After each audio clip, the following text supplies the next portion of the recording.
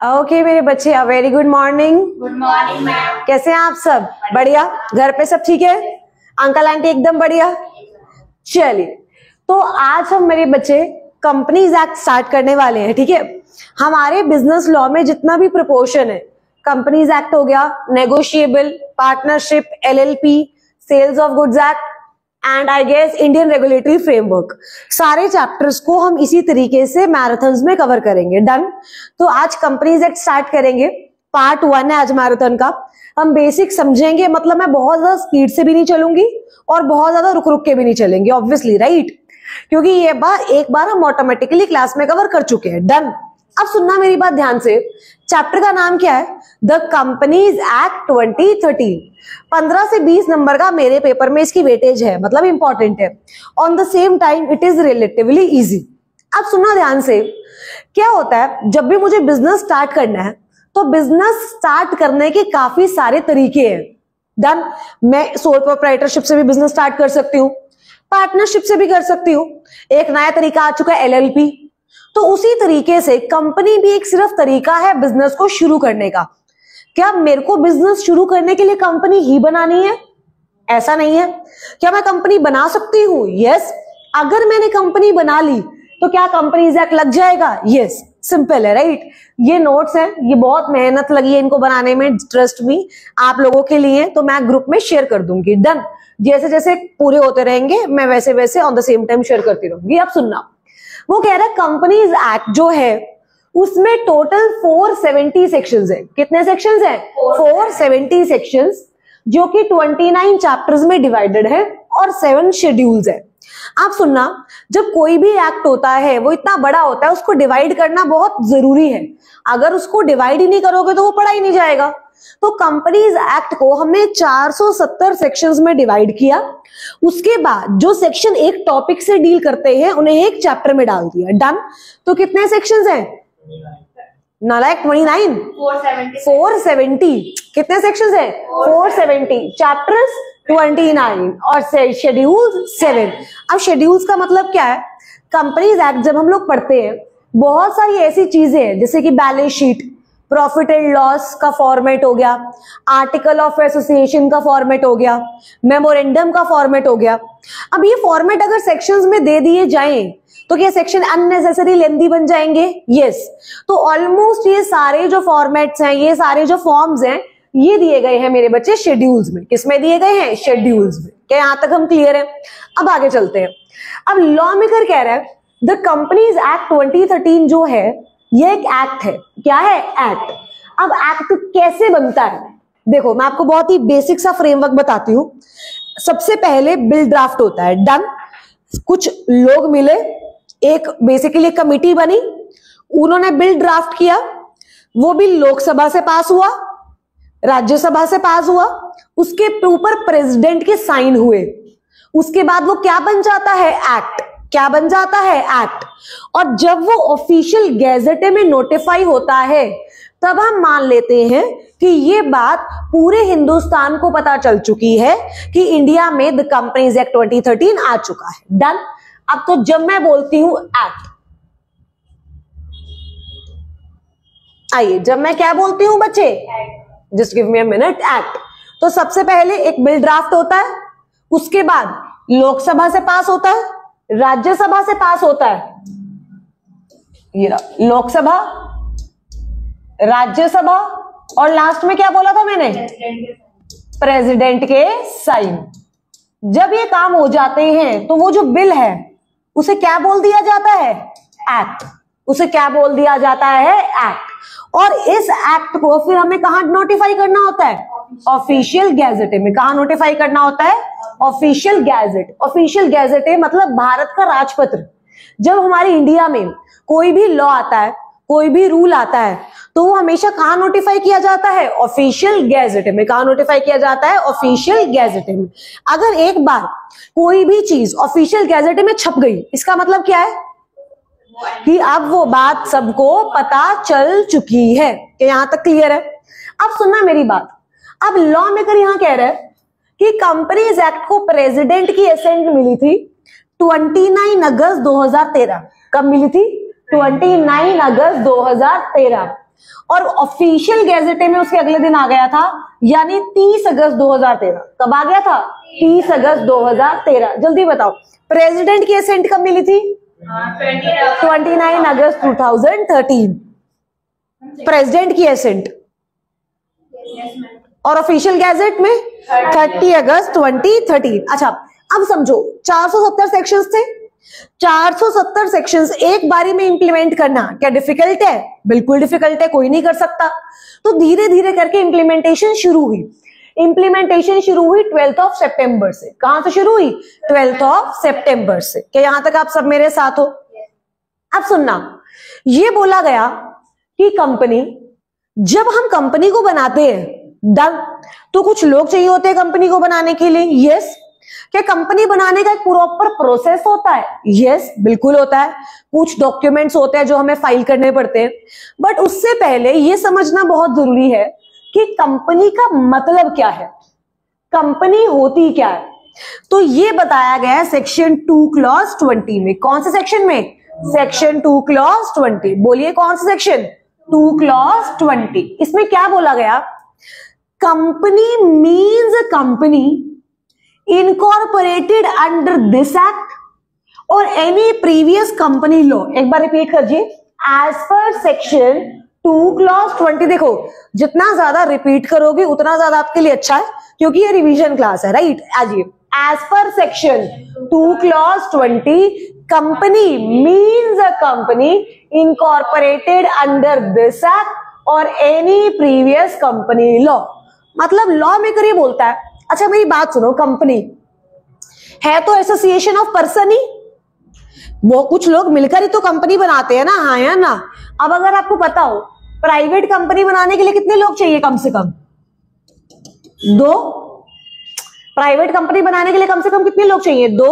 और पब्लिक बनाने के लिए कम से कम कितने लोग चाहिए? 7। कितने चाहिए? 7। वो कह रहा है, जब ये 2 लोग अगर प्राइवेट बनानी है, जब ये 7 लोग अगर पब्लिक बनानी है, जब साथ में आते हैं, इस एक्ट में रजिस्टर्ड होते हैं। इनकॉर्पोरेटेड का मतलब रजिस्टर्ड, या तो दिस एक्ट मतलब या तो 2013 वाले में रजिस्टर्ड है, या previous company law. Previous company law मतलब क्या 2000 से पहले भी कंपनी लॉ होते थे? 13 से, बिल्कुल। अगर आप उनमें भी रजिस्टर्ड थे तो भी आप क्या हो? कंपनी। तो भी आप क्या हो? कंपनी। अब सुनना, कंपनीज एक्ट 2013 पढ़ रहे हैं हम, यस और नो? क्या 2013 से पहले भी एक्ट होते होंगे? यस। जिसे 2013 से पहले था 1956, 1956। कौन सा था? 1956। अगर मैं 1956 में भी रजिस्टर्ड हूं तो भी क्या मैं कंपनी हूं? यस। समझो, तो भी मैं कंपनी हूं। यस। वो कह रहा है, या तो तुमने अपने आप को 2013 में रजिस्टर करा लिया, या फिर तुम उसके पहले के बने हुए हो, हम फिर भी तुम्हें कंपनी मानेंगे। और अगर एक बार तुम्हें कंपनी मान लिया तो तुम्हारे ऊपर क्या लग जाएगा? The companies act 2013। क्या लग जाएगा? The companies act 2013। क्या यहां तक क्लियर है? समझ आ रहा है? तो इसी तरीके से हमारी सीरीज चलेंगी, लाइक लॉ की क्लास 1-1.5 घंटे की डेली हम ट्राई करेंगे कि हमारी हो, और उसमें हम इसी तरीके से 2 से 3 दिन लगा के कंपनीज एक्ट कवर कर लेंगे। उसके बाद आगे आगे हमारी कवरेज चलती रहेगी। कि यहां तक क्लियर है? अब सुनना, वो कह रहे कंपनी के कुछ फीचर्स हैं। कंपनी के कुछ क्या है? फीचर्स। सबसे पहले कंपनी की होती है सेपरेट लीगल एंटिटी। क्या होती है? Separate legal entity. ये याद करते हैं। सबसे पहले कंपनी की क्या है? Separate legal entity. दूसरा कंपनी की है परपेचुअल सक्सेशन। तीसरा लिमिटेड लायबिलिटी। और चौथा आर्टिफिशियल लीगल पर्सन। एक और होता है कॉमन सील। क्या होता है? Common seal. अब सुनना ध्यान से, जब एक बार मेरी कंपनी बन गई, डन। अब समझो, कंपनी को संभालता कौन है? कंपनी को 2 चीजें चाहिए। एक तो पैसे चाहिए, क्योंकि कंपनी भाई नेचुरल पर्सन है। क्या कंपनी नेचुरल पर्सन है? बताओ, इस कंपनी नेचुरल पर्सन? नो। कि कंपनी का बर्थ नेचुरल तरीके से होता है? नो। कि मरती नेचुरल तरीके से? नहीं। तो कंपनी आर्टिफिशियल पर्सन है, राइट। अब उस आर्टिफिशियल पर्सन को 2 चीजें चाहिए। पहला तो कोई संभालने वाला, क्योंकि वो खुद को तो अपने आप को संभाल नहीं सकती। और दूसरा, कंपनी चलाने के लिए क्या पैसे भी चाहिए? नहीं चाहिए? बिल्कुल चाहिए। तो लॉ मेकर क्या बोलता है? जो लोग कंपनी को संभालते हैं उन्हें डायरेक्टर्स बोला जाता है। उन्हें क्या बोला जाता है? डायरेक्टर्स। और जो लोग कंपनी को पैसा देते हैं उन्हें बोला जाता है शेयर होल्डर्स। क्या बोला जाता है? क्या ये बात समझ आई? अब सपोज करो ये मेरी कंपनी है, डन। अब इस कंपनी को दो चीजें चाहिए, देखो, एक तो कोई मैनेज करने के लिए चाहिए, यस, और एक कोई फंड्स के लिए चाहिए। तो लॉग यहां पे क्या बात हो रही है, सुनना, वो कह रहा है जो मैनेज करता है उसे क्या बोलते हैं? डायरेक्टर्स, और जो फंड्स देता है उसे क्या बोलते हैं? Share holders. अब लॉ मेकर कह रहा है कोई दिक्कत नहीं है, डायरेक्टर संभाल रहे हैं, शेयर होल्डर फंड्स दे रहे हैं, लेकिन कंपनी फिर भी इन दोनों से अलग है। लेकिन कंपनी फिर भी इन दोनों से अलग है। शेयर होल्डर्स ने पैसे दिए, कंपनी ने एसेट खरीदी। मान लो हमारी कंपनी गोलमो, डन, मैं गोलमो की शेयर होल्डर हूं, मैंने पैसे दिए, कंपनी ने एसेट खरीदी। अब लगे तो मेरे ही पैसे, एसेट तो मेरे ही पैसों से आई है, तो मैं कह सकती हूँ ये मेरी एसेट है? नो, क्योंकि कंपनी की खुद की सेपरेट लीगल एंटिटी है, कंपनी की खुद की एसेट्स हैं, कंपनी की खुद की लायबिलिटी है, कंपनी खुद किसी पे केस कर सकती है, कोई भी कंपनी के नाम पे केस कर सकता है। कंपनी जो करेगी वो अपने नाम पे करेगी। आपका पैसा लगा है कंपनी में, इसका मतलब ये नहीं है कि आप और कंपनी सेम हो। पर पार्टनरशिप में ऐसा नहीं होता। अगर आपको याद हो, पार्टनरशिप में जितना पैसा मैंने पार्टनरशिप में लगाया है उतने की पार्टनरशिप मेरी है, मतलब मेरी अनलिमिटेड लायबिलिटी होती है। अगर आप याद करो तो पार्टनरशिप और पार्टनर दोनों अलग नहीं होते, दोनों सेम होते हैं, हाँ या ना? पार्टनरशिप और पार्टनर दोनों अलग नहीं होते, लेकिन मेंबर और कंपनी सेम होते हैं या अलग होते हैं? अलग होते हैं। क्यों अलग होते हैं? क्योंकि सेपरेट लीगल एंटिटी है। याद रहेगा। देखो, वो कह रहे कंपनी अलग है और उसके शेयर होल्डर्स अलग है, मतलब बोथ आर डिफरेंट। कंपनी और उसके शेयर होल्डर्स एक नहीं है। अच्छा, क्या company capable of entering into contract है? क्या खुद कॉन्ट्रैक्ट में आ सकती है? यस। क्या खुद प्रॉपर्टी को ओन कर सकती है? यस। क्या खुद का बैंक अकाउंट हो सकता है? यस। तो ये कौन सा फीचर हमने समझा है? Separate legal entity. कौन सा समझा है? Legal entity. अब इसका एक केस लॉ है, मैक्यूरा वर्सेस नॉर्दर्न इंश्योरेंस लिमिटेड। क्या है? मैक्यूरा वर्सेस नॉर्दर्न इंश्योरेंस लिमिटेड। अच्छा, किसका केस लॉ है ये? सेपरेट लीगल एंटिटी का। किसका केस लॉ है? सेपरेट। एक बार दोबारा याद करो कौन सा है? मैक्यूरा वर्सेस नॉर्दर्न इंश्योरेंस लिमिटेड। आप समझना हुआ क्या था, एक इंसान था मैक्यूरा करके, डन, क्या नाम था उसका? मैक्यूरा। उसने कंपनी बनाई। उसने क्या किया? कंपनी बनाई। और इस कंपनी का जो काम था वो टिम्बर से रिलेटेड था। किससे रिलेटेड था? टिम्बर से। तो ये टिम्बर लेकर आया और इसने कंपनी को टिम्बर दे दिया। पैसे किसके लगे हैं? मैक्यूरा के। टिम्बर किसके नाम पे है? कंपनी के। यहां तक क्लियर है? अब जो मैक्यूरा था, जब उसने ऑब्वियसली ये कंपनी बनाई, क्या कंपनी का ज्यादातर हिस्सा क्या मैक्यूरा के पास होगा? यस। मैक्यूरा कंपनी का शेयर होल्डर भी था और कंपनी का क्रेडिटर भी था, डन, मतलब उसने कंपनी को लोन भी दिया हुआ था। अब मैक्यूरा ने क्या किया, ये जो टिम्बर था ना, ये अपने नाम पे रजिस्टर करा लिया, मतलब अपने नाम पे इसको इंश्योर करा लिया। अपने नाम पे इसको क्या करा लिया? Insure. It is like Ayan की गाड़ी को मैंने अपने नाम पे इंश्योर करा लिया कि अगर इसकी गाड़ी को कुछ होगा तो इंश्योरेंस मेरे को मिलेगा। बताओ ये सही है बात? अगर इसकी गाड़ी को कुछ होता है तो इंश्योरेंस किसको मिलना चाहिए? अयान को। अगर मैंने रजिस्टर करा लिया, मैंने इंश्योरेंस करवा लिया अयान की गाड़ी पे, तो इंश्योरेंस कंपनी मेरे को क्या बोलेगी? यहां से निकल जाओ। यही तो बोलेगी ना भाई, यहां से निकल जाओ। जब गाड़ी उसकी, नुकसान उसको है, तो तुम यहां पे क्या करने आ रही हो? हाँ या ना? तो अब समझो, मैक्यूरा ने कंपनी को टिम्बर लाके दिया। मैक्यूरा ने कंपनी को टिम्बर लाके दिया, पैसे मैक्यूरा के हैं, लेकिन जब प्रॉपर्टी कंपनी की है तो क्या कंपनी के नाम पे इंश्योरेंस होना चाहिए था? हाँ या ना? मैक्यूरा ने खुद के नाम पे करा लिया। कल को टिम्बर के साथ कुछ हो गया, आग लग गई, मान लो आग लग गई। अब इंश्योरेंस कंपनी कहती है मैक्यूरा हम तेरे को पैसे नहीं देंगे, समझो, क्योंकि टिम्बर किसका था? कंपनी का। किसके नाम पे इंश्योर्ड होना चाहिए था? कंपनी के। इंश्योर्ड था किसके नाम पे? मैक्यूरा के। और अब अगर टिम्बर में आग लग गई तो क्या मैक्यूरा को पैसे मिलेंगे? नहीं, मैक्यूरा का कोई भी इंश्योरेबल इंटरेस्ट नहीं है, क्योंकि वो प्रॉपर्टी किसकी थी? कंपनी की। किसकी प्रॉपर्टी थी? कंपनी की। याद रहेगा ये, देखो मैंने लिखा भी है। इंश्योरेंस लिया हुआ था टिम्बर का, लेकिन किसके नाम पे? मैक्यूरेप के नाम पे। किसके नाम पे? मैक्यूरा के नाम पे। अब टिम्बर में क्या आग लग गई? यस और नो? तो इस केस में आया कि no insurable interest of member in the property of the company. In the property of the company. क्या याद रहेगा? कौन सा है ये? फटाफट से बताओ, कौन सा फीचर है? Separate legal entity. कौन सा है?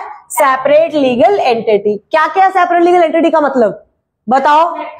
कंपनी अलग है, शेयर होल्डर अलग है, capable of entering into contract, capable of owing property, capable of opening a bank account.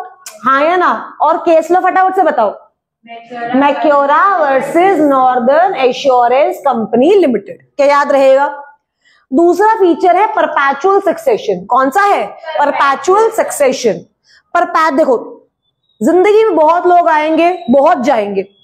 तुम्हारे ऑटोमेटिकली आज आ भी चुके होंगे, या तुम भी किसी की लाइफ से आज आ चुके होगे, राइट? बट क्या लाइफ ऐसे ही चलती रहेगी? यस।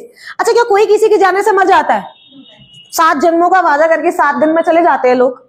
अब इधर समझो ध्यान से, परपैचुअल सक्सेशन का क्या मतलब होता है कि भाई जितने भी मेंबर्स आए, जितने भी गए, हमें कोई फर्क नहीं पड़ता, कंपनी चलती रहेगी। समझो, क्या कंपनी नेचुरल पर्सन है? नहीं। कंपनी को क्रिएट भी कौन करता है? लॉ। कंपनी को डिसॉल्व भी कौन कर सकता है? लॉ।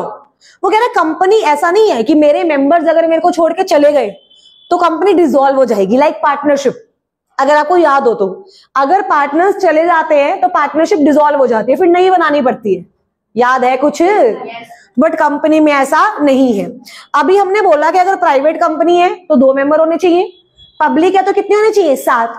मान लो 7 मेंबर्स ने मिलकर कंपनी बनाई, 7 में से मान 7 छोड़ो, 70 मेंबर्स ने कंपनी बनाई, 20 मर गए, ये कंपनी बंद हो जाएगी? नहीं। सारे मर गए, कंपनी बंद हो जाएगी? नहीं। बट क्या समझो, कंपनी हमेशा चलती रहेगी? यस। तो इसी चीज को हम क्या बोलते हैं? Perpetual succession. अब समझो, मेरी कंपनी के ये डायरेक्टर्स हैं, ये न्यू ईयर पे गोवा गए थे एरोप्लेन में। गोवा से आते हुए एरोप्लेन क्रैश हो गया और सब मर गए। क्या कंपनी बंद हो जाएगी? क्या कंपनी बंद हो जाएगी? नो, कंपनी चलती रहेगी। इस कंसेप्ट को क्या बोला जाता है? Perpetual succession. क्या याद रहेगा? यस। अगला है लिमिटेड लायबिलिटी। अगला क्या है? Limited liability. देखो, कंपनी को आज के टाइम पे लोग पसंद इसलिए ज्यादा कर रहे हैं क्योंकि कंपनी में लायबिलिटी लिमिटेड होती है। क्योंकि कंपनी में क्या होती है? Liability limited. अब लायबिलिटी लिमिटेड का क्या मतलब है? 3 तरीके से लायबिलिटीज डिटरमिन्ड होती है। डन। पहला, लिमिटेड बाय शेयर्स, दूसरा लिमिटेड बाय गारंटी, और तीसरा अनलिमिटेड लायबिलिटी। तीसरा क्या है? Unlimited liability. On the basis of liability, क्या बोला है मैंने? On the basis of liability, company को कितने पार्ट्स में आप डिवाइड कर सकते हो? 3। कितने पार्ट्स में? 3। On the basis of liability 3 parts में। पहला लिमिटेड बाय शेयर्स, दूसरा लिमिटेड बाय गारंटी, तीसरा अनलिमिटेड कंपनी। दोबारा से, पहला limited by shares, limited by guarantee, unlimited liability, unlimited company, कुछ भी। अच्छा, अनलिमिटेड इज लाइक कि तुम्हारी लायबिलिटी अनलिमिटेड है। डन। तुम खुद भी बिक जाओगे, यही तो हो गया ना अनलिमिटेड लायबिलिटी का मतलब। तुम खुद भी बिक जाओगे भाई, 200 रुपए चाहिए होंगे तो भी तुम्हें खुद को बेच देंगे। तो ये कंपनी लोग यूजुअली बनाते ही नहीं है, क्योंकि कंपनी बनाने का मोटिव यही होता है कि लायबिलिटी लिमिटेड चाहिए। अनलिमिटेड होगी तो पार्टनरशिप ना कर ले हम, कंपनी के इतने कंप्लायंस भी करें बिना बात के। यस और नो? उसके बाद लिमिटेड बाय गारंटी। उसके बाद क्या आता है? लिमिटेड बाय गारंटी और लिमिटेड बाय शेयर्स। अब लिमिटेड बाय शेयर सुनना बहुत ध्यान से। क्या हुआ मेरे बच्चे, इंडिया की नंबर 1 कंपनी गोलमो, सुना है गोलमो के बारे में? अब गोलमो का एक शेयर देखो, वैसे तो बहुत महंगा है बट अभी के लिए मान लेते हैं 10 रुपए का। कितने का है? 10 रुपए का। डन। मैं हूं, मैंने गोलमो के 100 शेयर लिए। मैंने गोलमो के कितने शेयर लिए? तो कायदे से मुझे गोलमो को कितना पैसा देना चाहिए था? सोच लो, इसमें बताओ इतना क्या सोच रहे हो? 1000 रुपए आया ना। अब क्या हुआ, मैंने गोलमो को फर्स्ट कॉल दी और वो जो फर्स्ट कॉल थी वो थी 5 रुपए की। कितने की? 5 की। तो मैंने 500 दिए होंगे। बैलेंस कितने रह गए? बैलेंस भी कितने रह गए? 500। अब कंपनी को नुकसान पे नुकसान हो रहा है। क्या कंपनी बोल सकती है यार शिवानी मुझे 1000 रुपए दे दे?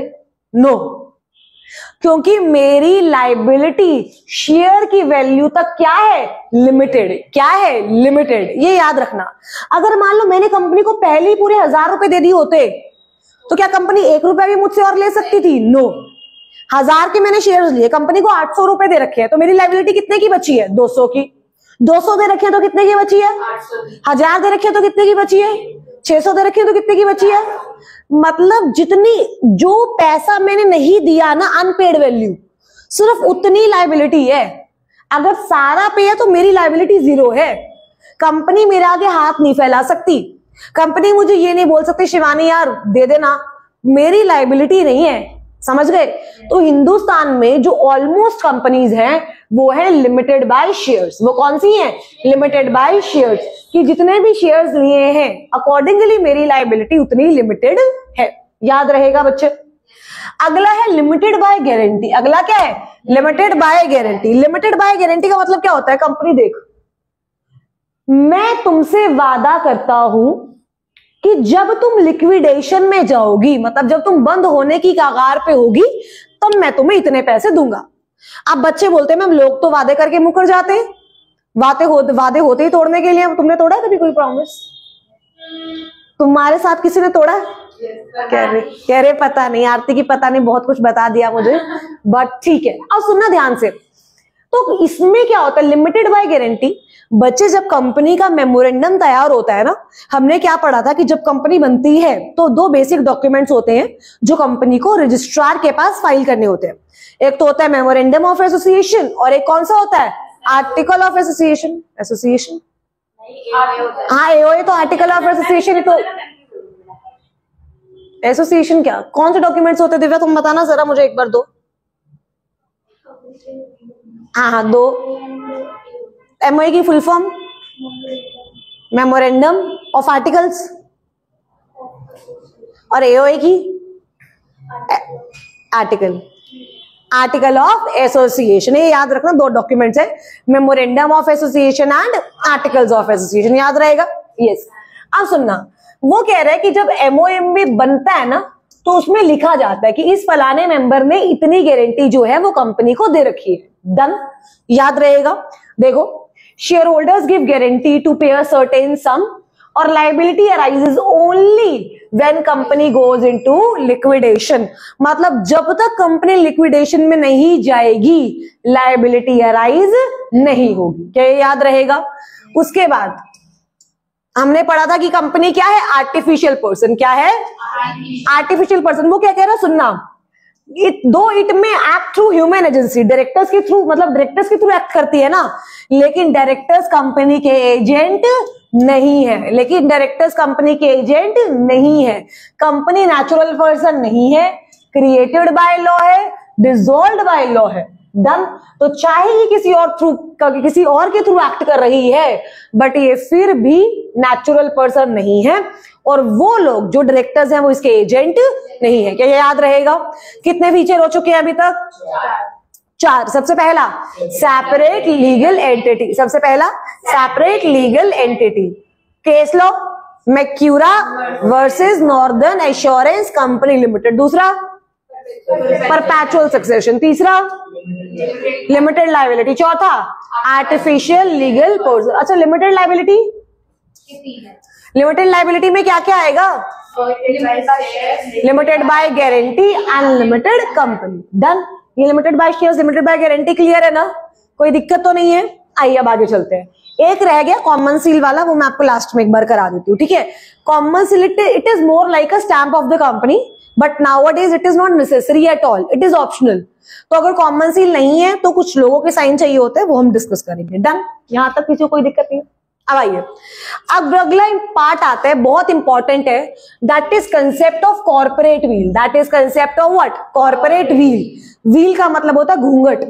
व्हील का मतलब क्या होता है? घूंघट। वो आप सुनना, लॉ मेकर क्या कह रहे हैं? कॉर्पोरेट व्हील का मतलब क्या होता है?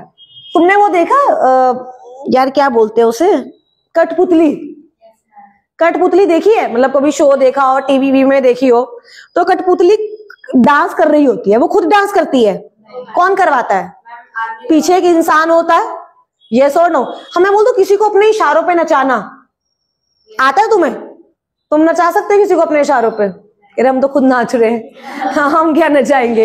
अब इधर देखो मेरे बच्चे ध्यान से, अच्छा किसी को इशारों पे नचाना इज लाइक, वो बंदा तो दूसरा है लेकिन काम उसके थ्रू मैं करा रही हूँ। यस और नो? तो same is with company. Company खुद तो कुछ कर नहीं सकती, क्या डायरेक्टर्स और शेयर होल्डर्स ही होते हैं, हाँ या ना? लेकिन हमने बोला था सेपरेट लीगल एंटिटी है, तो कॉर्पोरेट विल भी यही बोलती है, ये कंपनी है, डन, और ये कंपनी की मैनेजमेंट है। ये कंपनी की क्या है? मैनेजमेंट। इन दोनों के बीच में घूंघट है।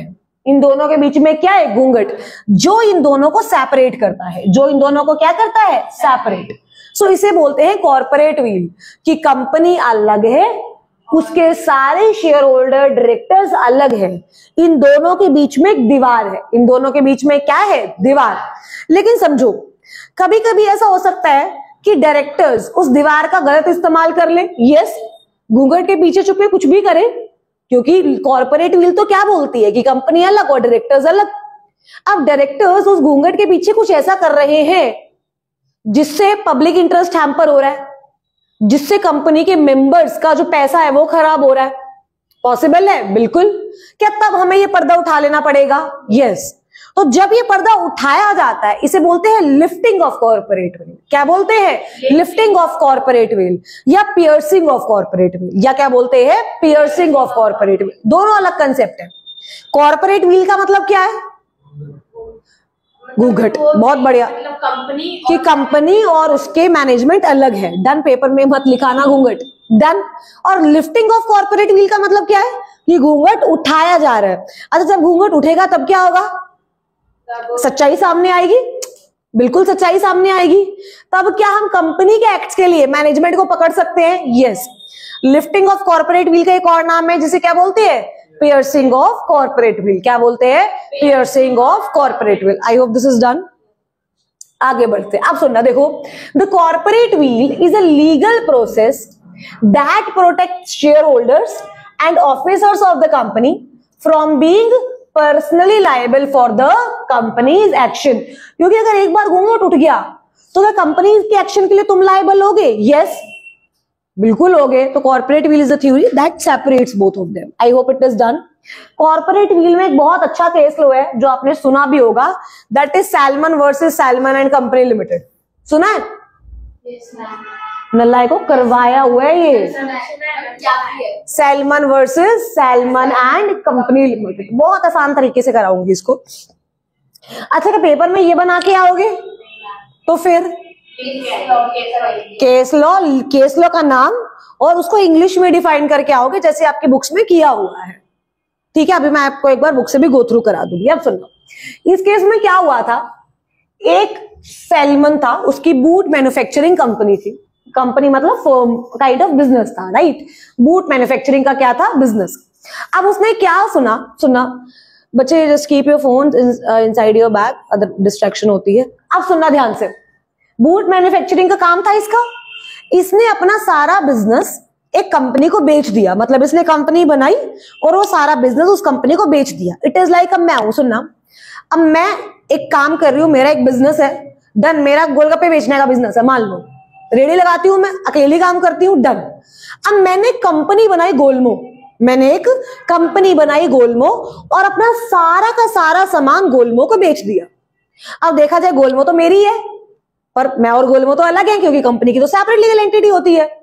तो जब मैंने अपना सारा सामान गोलमो को बेचा तो क्या गोलमो को उसके पैसे भी देने पड़ेंगे? मुझे गोलमो को उसके पैसे भी तो देने पड़ेंगे, हाँ या ना? तो देखो, इसने बिजनेस सेल किया कंपनी को, अब कंपनी ऑब्वियसली कंसिडरेशन देगी, डन।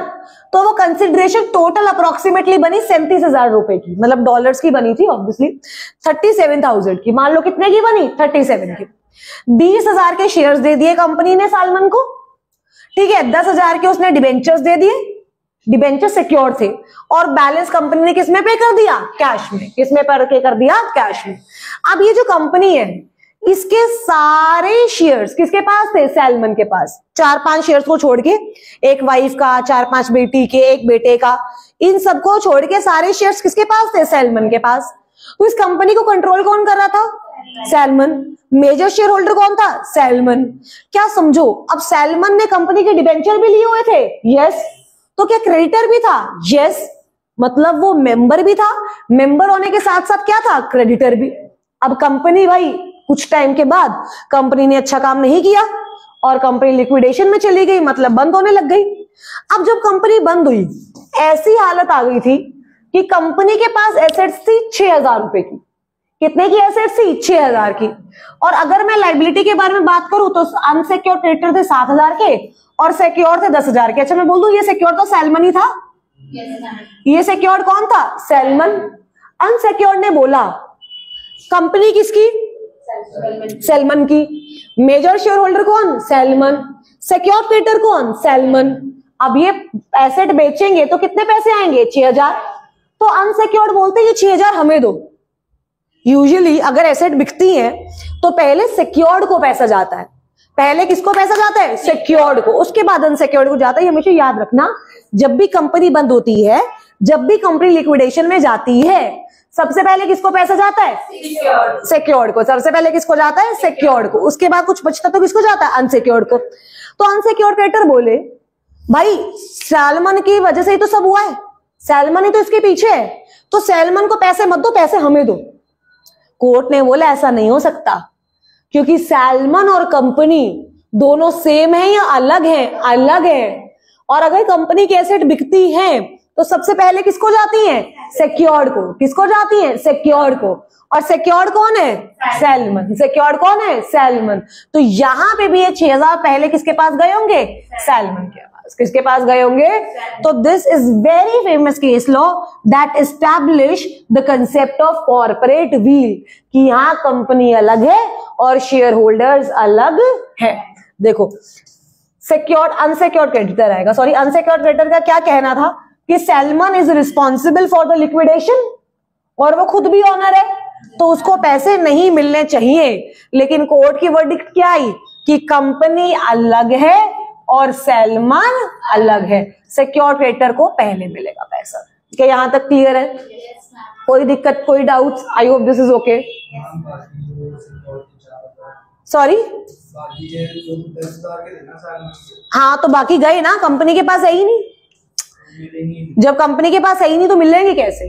तो हमने ये तो बात करी, मान लो कंपनी के पास 16,000 होते तो 10,000 उसको दे देती, 6 अनसिक्योर्ड को दे देती थी। अब मेरे को कंपनी से 10,000 रुपए लेने हैं, लेकिन कंपनी के पास है ही 2,000, तो मुझे 2 ही मिलेंगे ना, बाकी 8 तो मिल ही नहीं सकते। इट इज लाइक कुछ ना होने से कुछ हुआ तो बेटर है। I hope this is okay. अब आते हैं लिफ्टिंग ऑफ कॉर्पोरेट व्हील। किसके ऊपर आते हैं? Lifting of corporate wheel. अब वो कह रहा है कि यूजुअली कॉर्पोरेट व्हील हर केस में लिफ्ट नहीं होती है। यूजुअली कॉर्पोरेट व्हील हर केस में लिफ्ट नहीं होती, क्योंकि भाई किस किस केस में देखोगे डायरेक्टर ने गलती की, कंपनी ने गलती की, किसको पकड़ोगे? लेकिन कुछ ऐसे केसेस हैं जहां कॉर्पोरेट व्हील का लिफ्ट होना बहुत जरूरी है। कुछ ऐसे केसेस हैं जहां कॉर्पोरेट व्हील का लिफ्ट होना क्या है? जरूरी। क्या है? जरूरी। पहले वो केसेस देखते हैं। डन। सबसे पहला, for determination of the character of the company. Character of the company की, कंपनी हमारी दोस्त है या हमारी दुश्मन है, ये जानने के लिए। दूसरा, फॉर प्रिवेंशन ऑफ फ्रॉड और इम्प्रॉपर कंडक्ट, फ्रॉड को रोकने के लिए। तीसरा, कंपनी बनी है फॉर प्रोटेक्शन ऑफ रेवेन्यू, मतलब टैक्स चोरी कर रही है उसके लिए। चौथा, where company to formed to act as agent of its member. Agent of its member का मतलब क्या है कि कंपनी कुछ गलत काम करने के लिए बनी है। चौथा, where a company is formed to avoid welfare loss. अगर इन 5 में से किसी भी काम के लिए कंपनी बनी है और हमें वो पता करना है, तो कॉर्पोरेट व्हील क्या करनी पड़ेगी? लिफ्ट। कॉर्पोरेट व्हील क्या करनी पड़ेगी? लिफ्ट। सबसे पहला, for determining the true character of the company. अब इसमें केस लो है Daimler company limited versus continental tyre and rubber company limited. बोलना क्या एक बार? Daimler company limited versus continental tyre and rubber company limited. अब समझो, दोनों यूके बेस्ड कंपनी है, दोनों क्या है, यूके बेस्ड कंपनी। डन। दो कंपनीज है, पहली तो कौन सी है, डेमलर कंपनी लिमिटेड। डन। और दूसरी कौन सी है, कॉन्टिनेंटल टायर। दूसरी कौन सी है, कॉन्टिनेंटल टायर्स। दोनों यूके बेस्ड है, दोनों क्या है, यूके बेस्ड है। डन। अब ये जो कॉन्टिनेंटल टायर्स है बनी तो यूके में है, लेकिन इसके सारे डायरेक्टर्स है जर्मनी के। सारे डायरेक्टर्स किसके हैं, जर्मनी के। डन। अब ये जो कॉन्टिनेंटल टायर है ना, ये डेमलर को टायर सप्लाई करती है। क्या सप्लाई करती है, टायर सप्लाई। क्या यहां तक क्लियर है? जो मैंने आपको बताया, दो कंपनीज हैं, इसके दोनों यूके बेस्ड हैं, इसके जो डायरेक्टर्स हैं वो क्या हैं, जर्मन। अब ये टायर सप्लाई करती है डेमलर को, तो डेमलर पेमेंट करती होगी कॉन्टिनेंटल टायर्स को। अब क्या हुआ, यूके और जर्मनी के बीच में हुआ युद्ध, फर्स्ट वर्ल्ड वॉर। यूके और जर्मनी के बीच में क्या हुआ, वर्ल्ड वॉर। तो जब वर्ल्ड वॉर हुआ तो कॉन्टिनेंटल टायर ने सोचा कि मैं इससे सारे पैसे ले लेती हूँ, इससे सारे पैसे क्या करती हूँ, ले लेती हूँ। अब क्योंकि पता नहीं बाद में पैसे दे या ना दे, वॉर की सिचुएशन है। लेकिन डेमलर ने क्या सोचा, डेमलर ने सोचा कि यूके और जर्मनी का तो वॉर चल रहा है।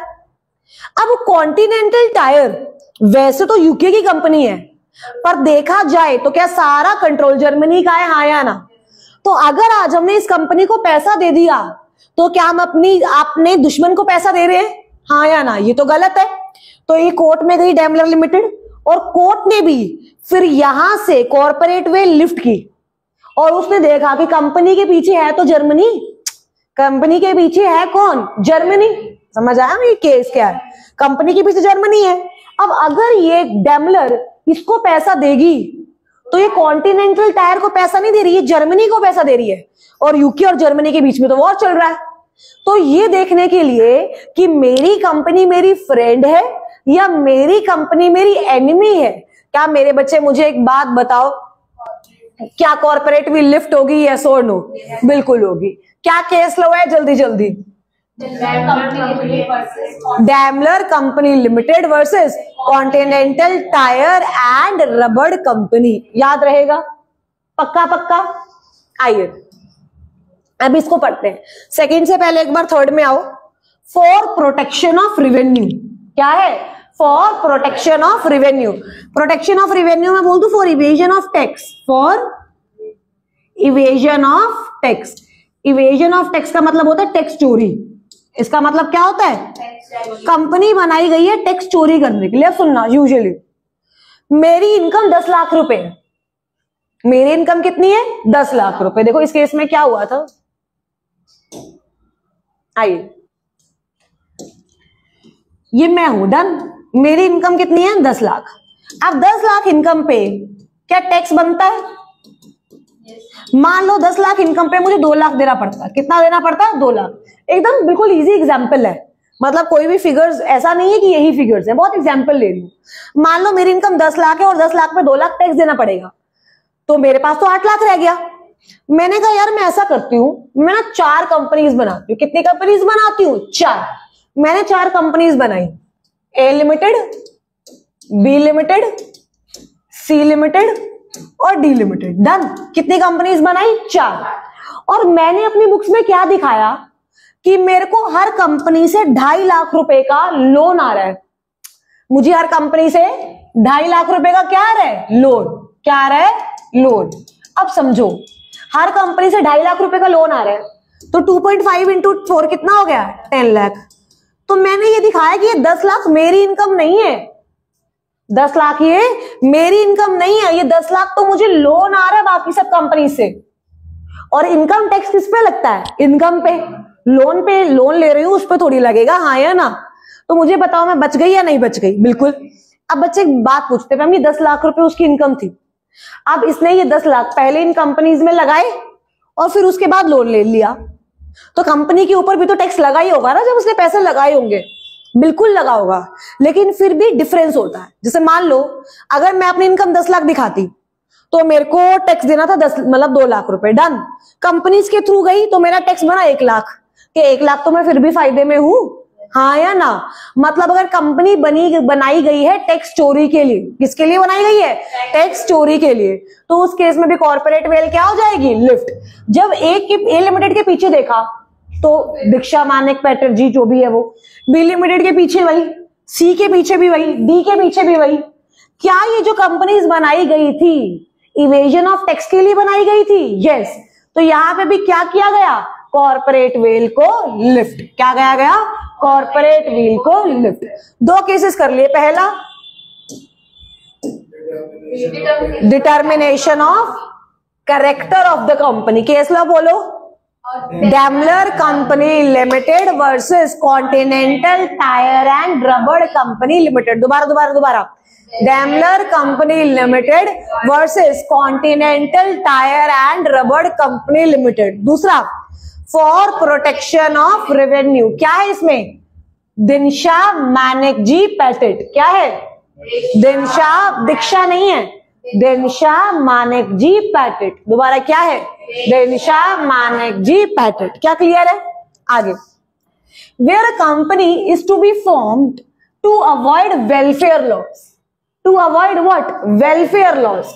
अब सुनना, यूजुअली क्या होता है, लॉ मेकर ये बात बोलता है कि अगर किसी कंपनी का, मान लो जो प्रॉफिट है, अगर किसी कंपनी का प्रॉफिट है, एग्जांपल लेते हैं 10 करोड़ से ज्यादा हुआ, तो उसको अपने एम्प्लॉयज के लिए कुछ करना पड़ेगा। ठीक है, तो उसको अपने एम्प्लॉयज के लिए क्या करना पड़ेगा? मतलब कुछ भी लॉ में लिखा, मान लो कैंटीन खुलवानी पड़ेगी। लेट अस सपोज प्रॉफिट इतने से ज्यादा हुआ तो क्या खुलवानी पड़ेगी? कैंटीन। अब मान लो मेरा प्रॉफिट है, लॉ में लिखा है 5 करोड़ से ज्यादा प्रॉफिट हुआ तो कैंटीन खुलवाओ। मेरा प्रॉफिट है 6 करोड़। मेरा प्रॉफिट क्या है? 6 करोड़। अब अगर मेरा प्रॉफिट 6 करोड़ है तो मुझे तो कैंटीन खुलवानी ही पड़ेगी, हाँ या ना? तो यहां पे क्या होता है, अब समझो, एग्जाम्पल लेते हैं। मैंने, देखो ये मेरी कंपनी है, डन। ये एक और कंपनी है, कंपनी 2। मैंने इस कंपनी में इन्वेस्ट किया हुआ है। क्या यहां से डिविडेंड की इनकम आती होगी? बिल्कुल आती होगी, डन। तो जब मैं उस डिविडेंड की इनकम को मिला रही हूं, मेरा प्रॉफिट बढ़ रहा है। मेरा प्रॉफिट क्या हो रहा है? बढ़ रहा है। अब मेरा प्रॉफिट बढ़ रहा है तो मेरे को कैंटीन खुलवानी पड़ेगी। मैंने एक चालाकी चली, मैंने क्या किया, मैंने एक कंपनी खोली C3। मैंने एक कंपनी खोली C3 जो मेरी होली ऑन सब्सिडी है। जो मेरी क्या है? Wholly owned subsidy. दोबारा बोलो, जो मेरी क्या है? Wholly owned subsidy. Wholly owned subsidy का मतलब है कि C3 के सारे शेयर मेरे पास है। C3 के सारे शेयर मेरे पास है। अब मैंने जो इसमें इन्वेस्ट कर रखा था ना, मैंने ये C3 को ट्रांसफर कर दिया। मैंने किसको ट्रांसफर कर दिया? C3 को। अब मुझे एक बात बताओ, C2 में अब मैंने इन्वेस्ट करा हुआ है, C3 ने इन्वेस्ट किया हुआ है। C3 ने, किसने इन्वेस्ट किया हुआ है? C3 ने। तो अब देखो, क्या मेरे पास डिविडेंड की इनकम कम हो जाएगी? क्या मैं अपना प्रॉफिट कम कर लूंगी? क्या यहां पे चालाकी हो गई? दोबारा समझाऊं एक बार से, आ जाओ। देखो, मान लो मेरी 3 कंपनीज है, डन। ये है गोलमो, डन। ये है रिलायंस, और मान लीजिए तीसरी है हमारी NES एकेडमी, डन। क्या हुआ, गोलमो ने रिलायंस में इन्वेस्ट किया हुआ है, तो क्या रिलायंस से इनकम आती होगी? बिल्कुल आती होगी, बिल्कुल आती होगी। रिलायंस से इनकम इतनी ज्यादा आती है कि इसके प्रॉफिट्स ना बढ़ जाते हैं, और जब इसके प्रॉफिट्स बढ़ेंगे तो क्या इसको वेलफेयर के लिए काम करना पड़ेगा? यस। तो इसने ना एक तीसरी कंपनी बनाई गोलमो ने, NES एकेडमी। और NES एकेडमी के 100% शेयर्स किसके पास है? गोलमो के पास। किसके पास है? गोलमो के पास। ये याद रखना, जब किसी कंपनी के 100% शेयर मेरे पास होते हैं तो उस कंपनी को मैं बोलती हूं मेरी वोलियो ऑन सब्सिडरी, मतलब होली ऑन, मतलब मैंने पूरी ऑन की हुई है ना, तो क्या बोला जाता है? Wholly owned subsidiary. क्या बोला जाता है? Wholly owned subsidiary. गोलमो ने बनाई, डन। अब मैंने क्या किया, जो मेरी इन्वेस्टमेंट रिलायंस में मैंने अपने नाम से की हुई थी ना, मैंने वो इन्वेस्टमेंट यहां ट्रांसफर कर दी। मैंने वो इन्वेस्टमेंट यहां क्या कर दी? ट्रांसफर। अब ये जो इनकम है, क्या ये इनकम भी ऑटोमेटिकली यहां चली जाएगी? क्या ये इनकम भी ऑटोमेटिकली यहां चली जाएगी? क्या मेरे प्रॉफिट कम हो गए? मेरी इनकम कम हो गई। अब मेरे को तो वेलफेयर के लिए कुछ करना ही नहीं पड़ा। लेकिन लॉ मेकर कह रहे हैं जब हम NES एकेडमी से पर्दा उठाएंगे तो पीछे है तो गोलमोई, हाँ ये नो, पीछे है तो कौन, गोलमो। तो क्या लोग ऐसा करते थे? यस। तो ये ही कुछ केसेस हैं जिसमें कॉर्पोरेट व्हील क्या की जाती है, लिफ्ट, क्या की जाती है, लिफ्ट।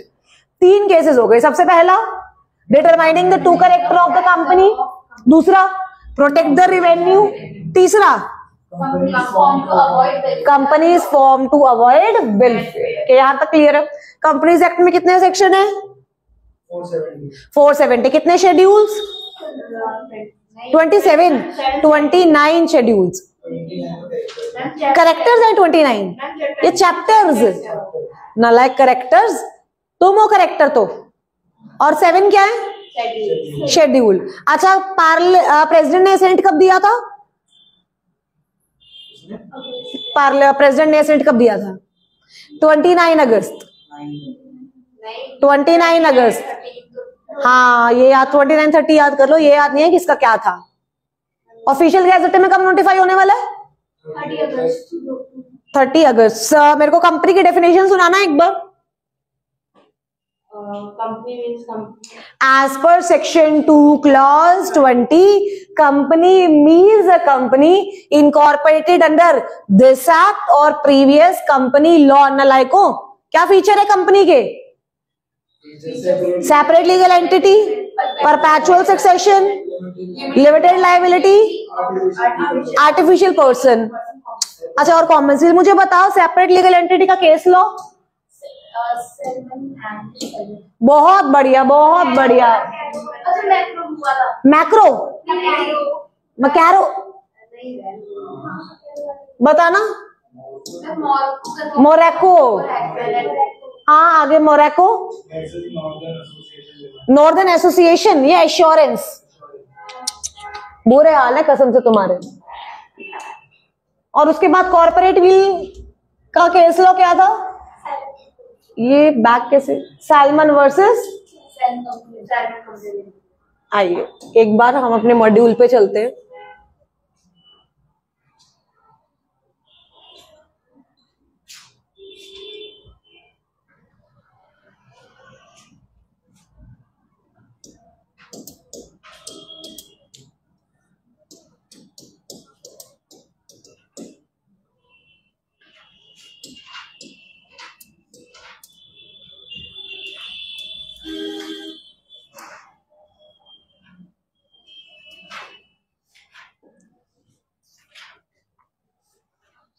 कौन से कोर्स में हो तुम? इंटर में जाना है? पक्का? क्या करना पड़ता है जाने के लिए? पढ़ रहे हो? इसमें तो यस आया नहीं।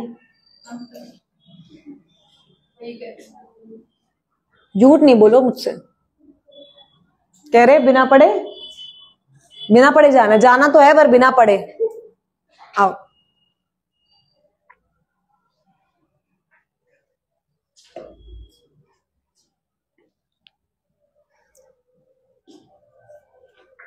देखो, एक बार अपने मॉड्यूल से देख लेते हैं।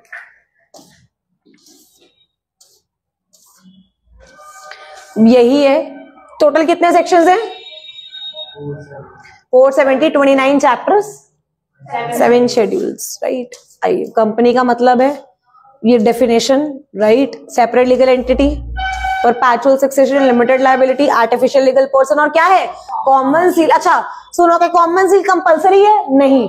तो अगर कॉमन सील नहीं है तो ऑथराइजेशन, अब समझना, कंपनी का कोई भी डॉक्यूमेंट होता है, क्या उसमें ऑथराइजेशन जरूरी होती है? यस। ऑथराइजेशन मतलब सील, ताकि पता लगे, आई एम सॉरी, ताकि पता लगे कि वो डॉक्यूमेंट किसका है? कंपनी का। वो डॉक्यूमेंट किसका है? कंपनी का।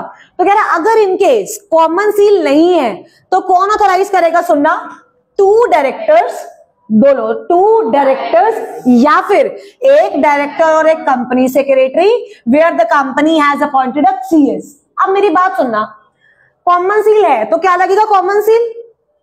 कोई दिक्कत? कोई दिक्कत?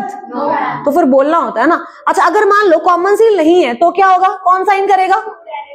2 डायरेक्टर्स। रुक जाओ। 2 डायरेक्टर या फिर एक डायरेक्टर प्लस एक कंपनी सेक्रेटरी अगर सीएस है। अब सुनना बच्चे, पानी देने। एक कंपनी में सीएस है तो क्या सीएस के साइन मैंडेटरी है?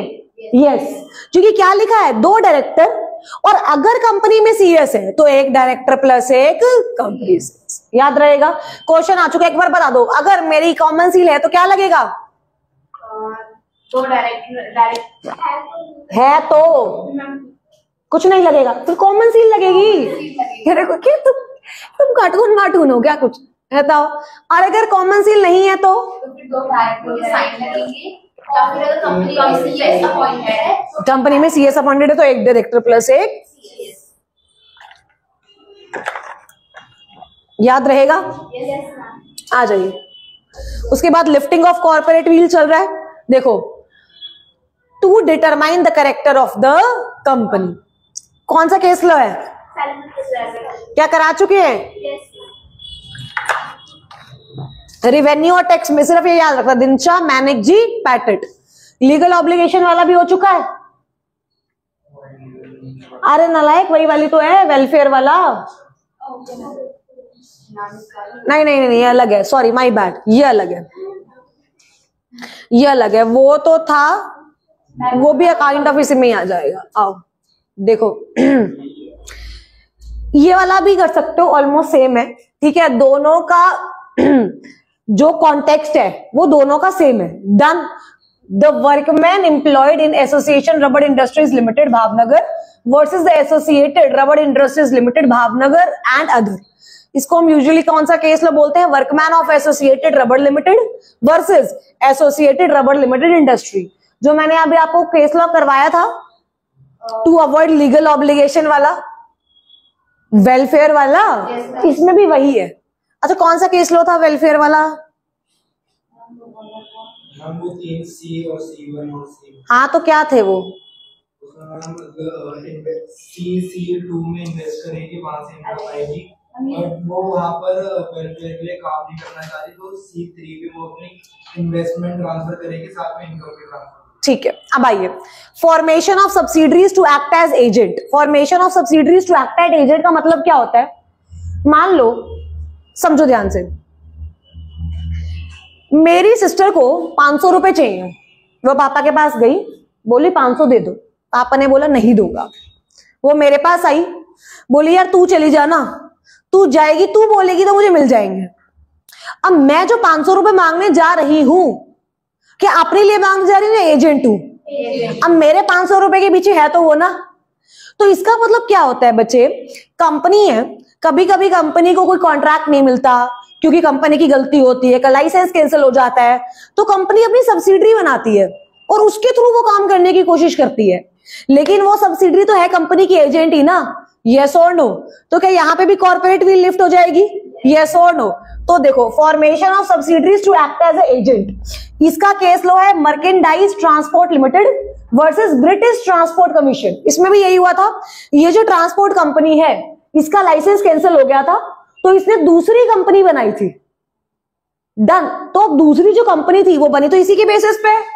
तो क्या मुझे एक बात बताओ, यहाँ पे क्या जो दूसरी कंपनी मेरी बनी है इसी की तो एजेंट है, तो क्या कॉर्पोरेट व्हील लिफ्ट होनी चाहिए, यस। या कुछ भी ऐसा फ्रॉड के लिए बना रहे हो या लॉ को खत्म करने के लिए बना रहे हो, क्रेडिटर्स को धोखा देने के लिए बना रहे हो, तो भी कॉर्पोरेट व्हील क्या होनी चाहिए, लिफ्ट। क्या होनी चाहिए, लिफ्ट। इसका केस लो है Gilford motor company versus ordinary, that's it. अब मुझे एक बात बताओ, कितने केस हो गए जिसमें कॉर्पोरेट व्हील लिफ्ट होगी, 5। Keep your hand like this, keep your hand like this. कितने केस हो गए जिसमें लिफ्ट होगी, 5। पहला, trading with enemy to determine whether वो फ्रेंड है या एनिमी। दूसरा, टैक्स इवेजन। दूसरा, टैक्स इवेजन। तीसरा, अवॉइड लीगल ऑब्लिगेशन। तीसरा, अवॉइड लीगल ऑब्लिगेशन और वेलफेयर। 5वां, सब्सिडरीज बनाई है, सॉरी चौथा, सब्सिडरीज बनाई है टू एक्ट एज एजेंट। चौथा, सब्सिडरीज बनाई है टू एक्ट एज एजेंट। और 5वां, कंपनी बनी है कुछ इलीगल काम के लिए। कंपनी बनी है कुछ इलीगल काम के लिए, फ्रॉड करने के, क्रेडिटर्स को डिफ्रॉड करने के लिए। इन 5 केसेस में कॉर्पोरेट व्हील क्या हो जाएगी, लिफ्ट। एक बार दोबारा से, कितने केसेस हैं, कीप हैंड लाइक दिस, कितने केसेस हैं। पहला, ट्रेडिंग विद एनिमी। दूसरा, इवेजन ऑफ टैक्स। दूसरा, इवेजन ऑफ टैक्स। तीसरा, अवॉइड लीगल ऑब्लिगेशन या वेलफेयर। चौथा, formation of subsidiaries to act as agent. पांचवा, इलीगल पर्पस। अच्छा, ट्रेडिंग विद एनिमी में कौन सा था? डेलमर वाला था, डेमलर वाला था ना। उसके बाद टैक्स इवेजन में दिनशा मानेक पैटर्जी था। वेलफेयर के केस में वर्कमैन एसोसिएशन वाला।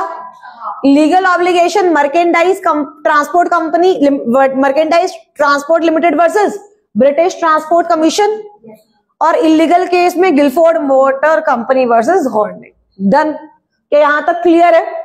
तो आज हमने जो पार्ट 1 किया उसमें हमने कंपनी के बेसिक्स किए, कंपनी के फीचर्स किए एंड पूरा कंपनी यहां तक डन कर दिया कि एग्जैक्टली कॉर्पोरेट व्हील क्या होती है।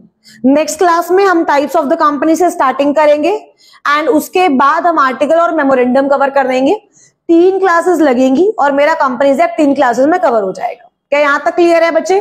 सो दैट्स इट फॉर टुडे। बाकी will meet tomorrow and have a great day ahead. Thank you so much बच्चे।